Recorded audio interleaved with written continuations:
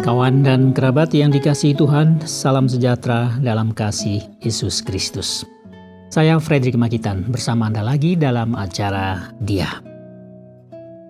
Kita akan meneruskan perjalanan kita yang panjang ini, menelusuri peristiwa-peristiwa pelayanan Tuhan Yesus Kristus selama kurang lebih 3 tahun di Israel. Dan ini terjadi di bagian terakhir dari hidup Yesus sebagai seorang anak manusia. Dan pada episode ini kita akan belajar dari peristiwa Yesus menyembuhkan 2 orang buta. Nah, ceritanya Anda dapat membaca dengan lengkap dari Alkitab Anda yang tertulis khususnya dalam Kitab Injil Matius pasal 9 ayat 27 sampai 31. Jadi topik pembelajaran dan perenungan ini adalah mujizat penyembuhan 2 orang buta. Mujizat penyembuhan 2 orang buta. Kawan, sebelumnya ada beberapa peristiwa mujizat besar yang sudah terjadi secara berurutan.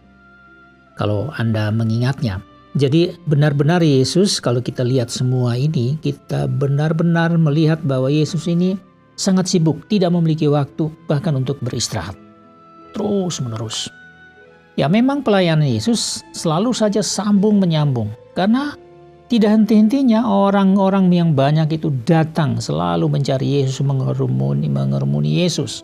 Mereka datang dengan berbagai permasalahan mereka, sakit, penyakit, dan lain-lain. Mereka selalu berusaha mati-matian mencari Yesus untuk mendapatkan penyembuhan atas penyakit-penyakit mereka yang sedang mereka derita. Banyak juga yang datang bukan karena mereka sakit, tapi membawa orang sakit. Dan juga banyak perkara pelepasan orang-orang atau penyelamatan orang-orang dari cengkraman roh-roh jahat. Nah, sekarang saya akan membacakan dahulu kisah yang dilaporkan oleh penulis kitab Injil Matius yang terdapat dalam Matius 9 ayat 27 sampai 31 ini mengenai penyembuhan orang buta itu. Ya, demikianlah apa yang tertulis di dalam Matius pasal 9 ayat 27 sampai 31. Saya bacakan untuk Anda. Ketika Yesus meneruskan perjalanannya dari sana, 2 orang buta mengikutinya sambil berseru-seru dan berkata, "Kasihanilah kami, hai anak Daud." Setelah Yesus masuk ke dalam sebuah rumah, datanglah kedua orang buta itu kepadanya dan Yesus berkata kepada mereka, "Percayakah kamu bahwa aku dapat melakukannya?" Mereka menjawab, "Ya Tuhan, kami percaya." Lalu Yesus menjamah mata mereka sambil berkata, "Jadilah kepadamu menurut imanmu." Maka meleklah mata mereka. Dan Yesus pun dengan tegas berpesan kepada mereka, katanya, "Jagalah supaya jangan seorang pun mengetahui hal ini." Tetapi mereka keluar dan memasyurkan dia ke seluruh daerah itu. Nah, inilah cerita sangat singkat. Kawan, ada kesan yang kuat sekali dari laporan singkat penginjil Matius ini bahwa kedua orang buta itu dengan keadaan mereka yang pasti sangat sulit karena buta, mereka sudah berusaha mengikuti Yesus setelah 2 peristiwa yang terjadi sebelumnya, yakni penyembuhan seorang perempuan yang sakit pendarahan 12 tahun dan kebangkitan putri dari Yairus, kepala rumah ibadat di Kapernaum. Nah, kita memang tidak tahu apakah ada orang yang membantu menuntun 2 orang buta itu dan membawa mereka kepada Yesus. Ataukah mereka sendiri dengan instingnya yang tajam tidak menyerah kepada keadaan secara fisik, tetapi tetap berjuang sebisa mungkin, sebisa mereka untuk bertemu dengan Yesus. Tapi tentu saja 2 orang buta ini setengah mati berebutan untuk bisa bertemu dengan Yesus di tengah menembusi desakan orang banyak dari segala tempat yang juga berebutan untuk bertemu dengan Yesus. Yang jelas, satu kemampuan diri yang bisa diandalkan oleh mereka, yaitu suara mereka. Maka mereka berteriak-teriak memanggil-manggil Yesus, katanya, "Kasihanilah kami, hai anak Daud." Itu yang bisa mereka buat, andalan mereka. Dan agaknya teriakan mereka yang keras itu didengar oleh Yesus, walaupun begitu banyak orang di situ. Ini bukan hanya teriakan dengan suara yang keluar dari mulut mereka, tetapi juga dari hati mereka yang menderita, namun penuh harapan dan iman kepada Yesus agar mereka bisa disembuhkan. Gitu. Jelaslah bahwa sekalipun mereka buta secara fisik, pengetahuan mereka tentang Yesus sudah cukup. Mereka sudah dengar, mereka sudah melihat sebelumnya, dan sekarang mereka tahu hanya Yesus saja yang bisa menolong mereka. Ya, buktinya mereka berteriak kepada Yesus dengan menyebutkan anak Daud. Artinya mereka sudah tahu siapa Yesus ini. Setidak-tidaknya mereka sudah mendengar. Nah, ini berarti mereka juga tahu tentang silsilah Yesus Kristus. Kenapa sampai mereka menyebut anak Daud? Artinya dua orang buta ini telah mendengarkan, ya. Mereka sudah bukan melihat, tetapi mereka sudah mendengarkan tentang Yesus. Dan ini ada dari keturunan Daud.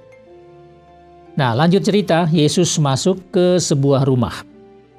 Memang tidak disebutkan rumah siapa itu, tapi disinilah kesempatan emas bagi kedua orang buta ini. Jikalau mereka terus mengejar dan Yesus terus berjalan, sudah pasti mereka tidak dapat bertemu dengan Yesus. Sekali lagi, pasti Yesus mendengar teriakan mereka dan berbelas kasihan kepada mereka yang cacat ini. Entah sudah berapa lama. Seakan-akan Yesus sengaja nunggu mereka di rumah itu. Ya, situasinya seperti itu. Maka secepat mungkin dua orang buta ini juga ikut masuk ke dalam rumah itu dan bertemu dengan Yesus di rumah itu. Maka Yesus yang sudah tahu kebutuhan dan harapan mereka langsung saja bertanya kepada mereka, "Percayakah kamu bahwa aku dapat melakukannya?"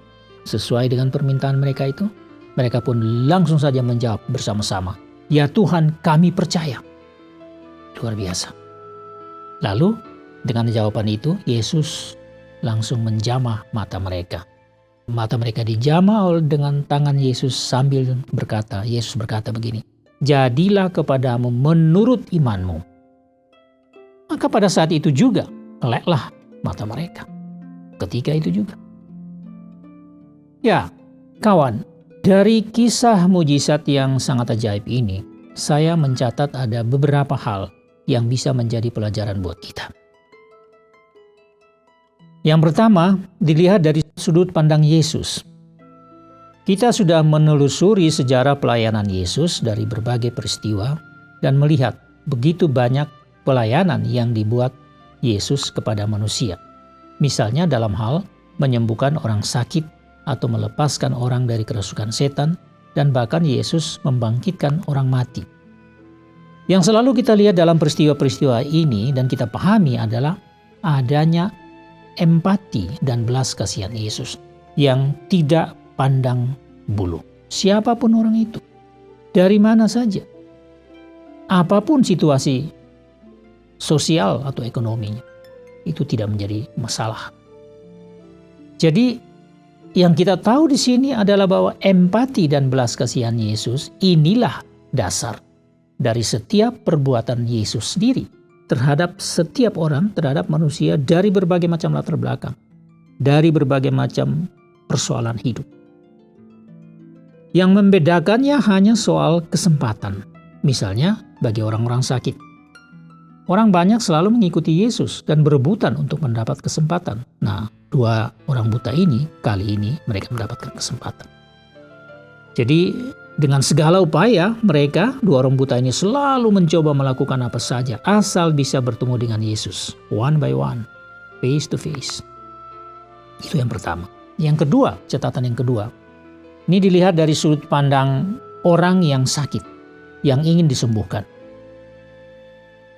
Tentu saja perjuangan setiap orang untuk bisa bertemu dengan Yesus itu adalah sangat penting. Tetapi yang terpenting adalah kadar iman atau kepercayaan orang kepada Yesus. Tidak ada persoalan bagi Yesus soal kuasa untuk menyembuhkan apapun penyakit orang. Namun kuasa Yesus itu hanya mengalir kepada orang yang sungguh beriman kepadanya. Karena itu jelas Yesus katakan kepada kedua orang buta tadi, "Jadilah kepadamu menurut imanmu." Jadilah kepadamu menurut imanmu. Iman dan perjuangan harus selalu bersama-sama dalam hidup orang-orang yang mengikuti Yesus. Iman tidak selesai hanya di dalam doa-doa. Betapapun kuat doa-doa yang dipanjatkan itu, dan berakhir dengan kata amin, lalu menunggu perubahan terjadi seketika. Tetapi perjuangan harus ada, karena perjuangan itu justru menunjukkan iman yang sesungguhnya yang dimiliki seseorang. Iman itu mendorong adanya perjuangan dan menyertai setiap orang percaya sepanjang perjuangannya sampai akhir hidupnya. Dan Tuhan selalu ingin bekerja sama dengan kita sebagai orang-orang beriman untuk mencapai tujuan merealisasikan harapan-harapan kita yang tertuju kepada Tuhan Yesus. Baiklah kawan, demikianlah apa yang bisa saya bagikan dengan Anda hari ini. Saya berharap ada sentuhan surgawi buat Anda melalui renungan yang sederhana pada hari ini. Terima kasih banyak atas perhatian Anda, dan saya, Frederick Makitan, mohon diri untuk berjumpa lagi. Doa saya, Tuhan memberkati Anda dan keluarga Anda sepanjang hari ini. Get your message, have a good day, and see you next time.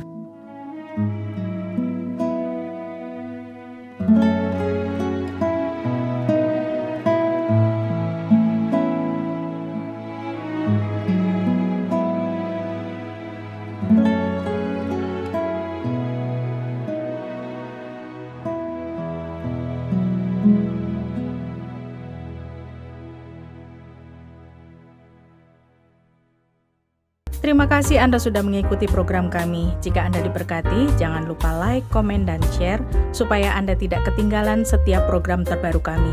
Jangan lupa juga untuk subscribe channelnya dan nyalakan loncengnya. Jika Anda ingin mendukung pelayanan kami, bisa melalui rekening kami berikut ini atau menghubungi kami di sini.